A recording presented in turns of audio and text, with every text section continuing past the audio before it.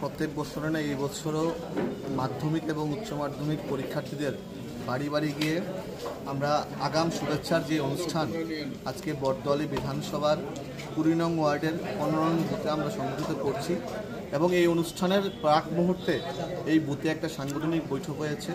এই বৈঠকে যুব ভাইয়েরা ছিল, এলাকার মায়েরা ছিল, কার্যকর্তারা ছিল। আমরা বিভিন্ন সাংগঠনিক বিষয়ে আরও কীভাবে বুথকে শক্তিশালী করা যায় সেই বিষয়ে আলোচনা হয়েছে। মণ্ডল সভাপতির উপস্থিতিতে, কর্পোরেটরের উপস্থিতিতে আমরা এখানে আলোচনা করেছি এবং এই আলোচনার মাধ্যমে আমাদের দৃঢ় বিশ্বাস আগামী দিনে আমাদের এই বুথের, এই এলাকার সংগঠন আরও মজবুত হবে এবং আমরা যে ইনোভেটিভ কার্যক্রম করছি, আমাদের যেই দায়িত্ব অন্যান্য যুব সংগঠন থেকে আমরা একটু আলাদা। আমরা বিভিন্নভাবে আমরা স্টুডেন্টদের সঙ্গে, যুবক ভাই বোনদের সঙ্গে নেশামুক্তের বিরুদ্ধে আমরা বিভিন্ন ইনোভেটিভ কার্যক্রম করছি এবং সমাজকে আরও বেশি করে মানুষের পাশে নিয়ে যাওয়ার জন্য আমরা সবাই মিলে কাজ করছি।